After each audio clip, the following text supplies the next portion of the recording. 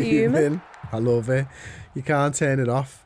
You cannot turn it off. That is the final whistle. This is the final whistle show. I'm Chris Pajak. I'm with Ste and Chloe for this one. If you're just joining us, Liverpool have been beaten by 1-0 by Red Bull Salzburg in their fourth pre-season friendly. What the fuck is that talk, mate? Fuck off. That is a joke.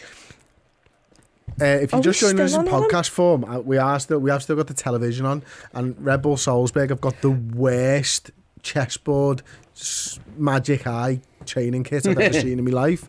It's fucking ridiculous. I'm sure that it's ridiculous. Anyway, Steve, yeah, that was 93 minutes. We're not getting back. Yep. I thought the team who ended the game played well, and we just some good defending. Got it. The first half was a bit sloppy. Again, the results are irrelevant at this point. I think what I would say is that the team who ended the game look sharp, which is a good thing going into the Community Shield game, because I imagine that's going to be the team we see start that game, given obviously probably have Alisson back in goal. But I think the end well. I think of that first half team, I think there's a few guys there who really needed to, put a message out, or like if there was a place or two up for grabs. Well, no one's taken that, you know what I mean? Like Bajcetic is probably the closest one. He's never going to play. Yeah, there was no one who did much else. So yeah, it was a bit of a frustrating game.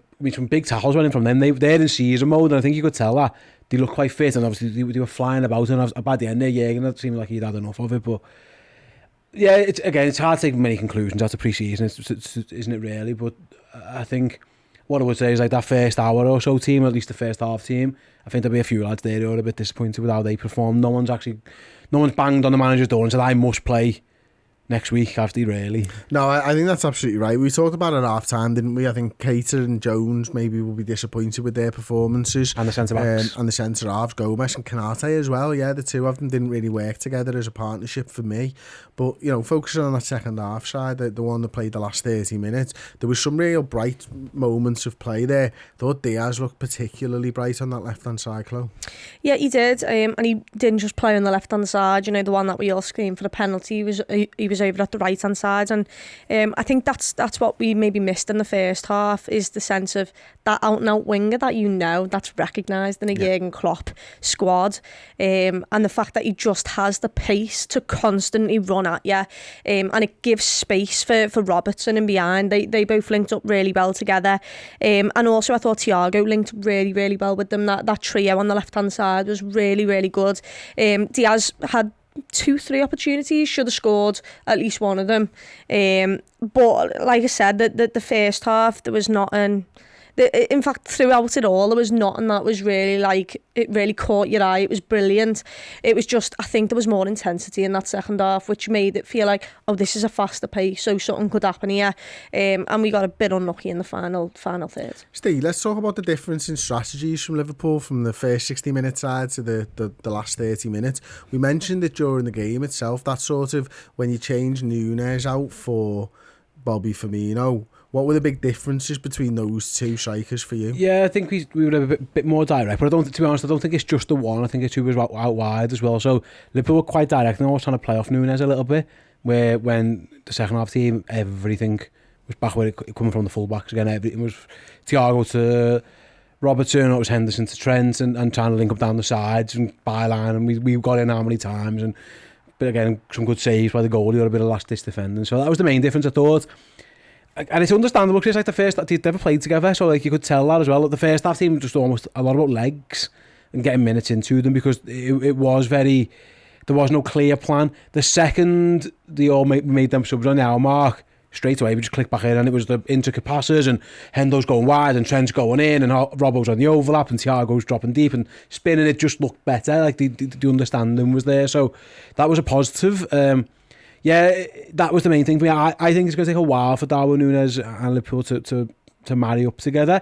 The talent is enough that they can kind of fudge it and make it work a bit. But I'm with Chloe, actually. I would have liked to have seen it the other way around. I would have liked to have seen how Núñez playing with the best lads. We know what Roberto Firmino can do with those lads. We've seen it time and time again. And I actually thought he played quite well. But have we with Diaz thing? Not so, yeah, a bit. I think we've seen enough of it. Not too much, but I think we know what Roberto Firmino is. I would like to see. Listen, I would disagree and say that Firmino hasn't played a lot of football with Diaz. No, yeah, potentially it's a fair point. But then the flip side is he's had £80 million striker. He's come to play. Yeah. I want to see what it looks like with those. If it doesn't work, Sam, but I think I'd like to. This is where I like to be testing. I think it wasn't just the wingers either. It was the fullbacks that I wanted to see Darwin Núñez with, because the balls, you instantly saw it when Robertson came in. The deep balls from which he plays, Trent with his passing. I want to see Darwin latch onto them. We saw how good he was at the chance where he chests it basically and kills it dead for himself. But I want to see a ball coming in and Darwin Núñez running onto that. Listen, I want that as well, but I sort of mentioned it before. I don't know whether you give that away to City in a Community Shield game. I think if you're going to play them twice a year, and it's really, I might be completely wrong here, don't tell them what you're going to do before you fucking turn up at the Etihad or at Anfield. Just why would you give them that ability to be able to have experienced it? Because they're going to see it when you play other sides and stuff, but actually experiencing playing against the player, finding what their traits are, I just don't think you give that away. And it might be me, but that's how I would be looking at it, going, I can't let them know what's coming. It depends. There's pros and cons, because you're right, it can't come to that, but if the aim is to be Fulham, you might need it to. It's a also, balance. is Firmino just playing the full 90 minutes then, and potentially does it go straight to penalties? Is that what it does? Yeah, it would do. Núñez will play at some point. Exactly. So he'll get on. If he's going to play anyway, and you're going to give it up anyway for the last 20, it's the experience of doing it. Listen, by the way, he might still play, because he might, they both play 45 each, so there's no one's got a clear advantage there. Like, it's obvious who's going to do over 10 who are going to play that game, or 9, depending on what the goalkeeper is.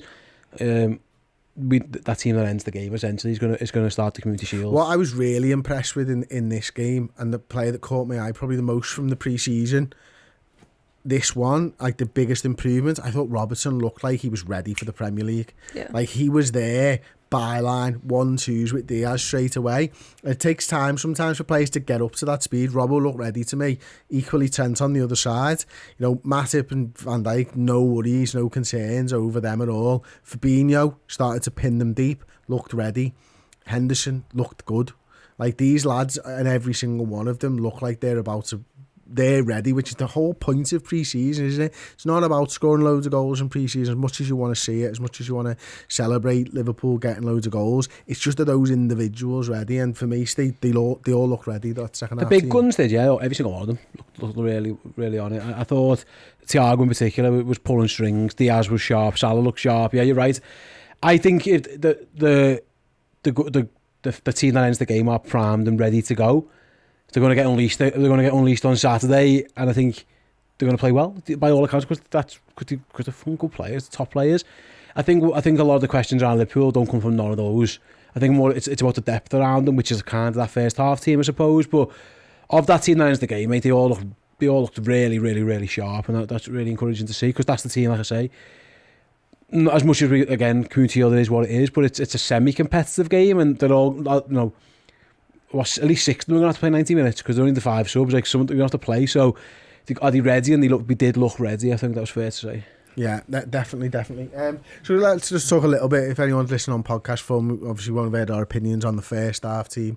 Stefan Bajcetic was probably the standout performer for, I think, all of us at the moment. We all sort of waxed lyrical on him in that first half side. Carvalho looked good. He was side down a few times. Elliott looked decent as well. Maguire, James Milner, all these lads had good performances, but Chloe, it was Keita and Jones, I think, were most disappointing. Yeah, there was just...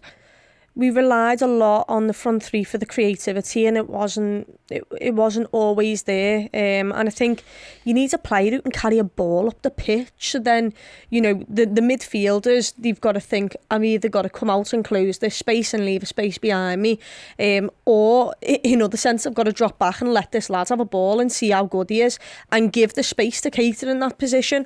And he didn't really do much for me, not in transition. There was some times where we won the ball high up the pitch, and then the final ball out wide or to whoever it was just was not good enough. And it's a case of Keita is someone who we bought for a lot of money, who's going to be in and around our squad. Same with Curtis Jones, you could say, because we've got 5 subs now, so he will probably come on quite a bit more. So these are players, if they're not going to start, you definitely need to have them some sort of impact on a game. And they didn't really do that. They didn't give themselves a boost to say, Jürgen, you need to be thinking about me. If for Fulham, because don't want to disrespect Fulham in any way, but if there's a team that you want, that you can think to yourself, we can maybe sort of see who our best starting lineup here is. That's the team. You obviously still need to play really, really well. But if you saw Carvalho in that team and Harvey Elliott, I wouldn't mind that. I'd quite enjoy that. And I don't think either of them gave a really outstanding position to say, start us. I think actually the worst players were the two centre-backs and those two. Yeah. And they're some of the most experienced. They're first team squad players. Obviously Milner's there as well, but the lads are either new or young. And that's a bit of a shame, really. It was the experienced lads who kind of let Liverpool down a little bit in that first half. That game should have been 0-0. Yeah, and Núñez looked bright, didn't he? To be fair to him, like he was on a bit of adds and he felt like he was isolated quite a bit, and it was hit and miss. But that game should have been 0-0. That was a horrendous goal to concede, and I know it's pre-season, but like there's lessons learned from that. Someone needs to say to you, Bukanate, you do not have to fix every single problem. Sometimes the best thing to do to a problem is wait. Jumping head first into a problem just makes two more problems, and that's why we concede that goal. It's a poor goal to concede. Yeah, absolutely. So we've got loads and loads of content upcoming on Redmen Plus tomorrow. We're back, baby. This is an example of a good day for you on Redmen Plus. We've got Journo Insight at 11 a.m. Paul is back from his holiday. He's got Neil Jones in the studio answering our club legends and club captains questions. We've got the build-up show live on YouTube at 1 o'clock. That promises to be a belter for the Community Shield. We've got the opposition preview ahead of Manchester City on Redmen Plus, streaming there exclusively, and I'll be back with the starting 11 prediction show at 4:30 tomorrow afternoon to give you an example of what Redmen Plus is like. We've got tons and tons of stuff upcoming and planned over the next week or so and the next few months. It is a great time to sign up. If you want to sign up for the year, it's literally the best time. You get all of it, and a discount, and a discount as well. Yeah, of course you do. If you sign, you commit for the year. Commit for the year, and we'll box it off. It's so about a 2.5% discount, but it's a discount. More than that, man. Don't tell us. So yes, and yes, I think was it so. 10 off. It's 2 months free, innit, basically. 10 off or 30 quid if you're a legend. Oh, there you go. 30 quid or a 10 off, depending on your tier. If you sign off for the year. Oh, that rhymes. We should perfect time. That's a jingle. So write that down. What? Liam, if you're watching marketing. What? What's the jingle? Oh, I said something. What? I don't know. it went out of my head as soon as you said it to me. But you started to say it like you knew, and then when something, rather than just going, I wasn't listening, Steve. All I remember was a jingle. I said it's cheaper for a year, and then it was something to do with tier. 10 or 30 for the It's year. probably time to go because Steve's writing jingles while we're live.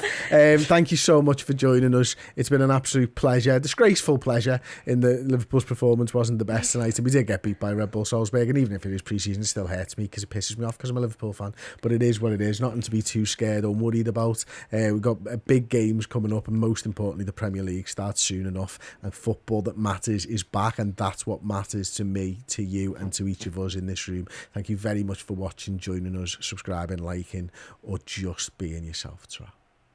Get closer to Liverpool Football Club and the amazing city of Liverpool with Redmen Plus. More content for your eyes and ears, documentaries, extra bonus Redmen shows, podcast features, interviews. Get close to the culture of Liverpool Football Club on Redmen Plus.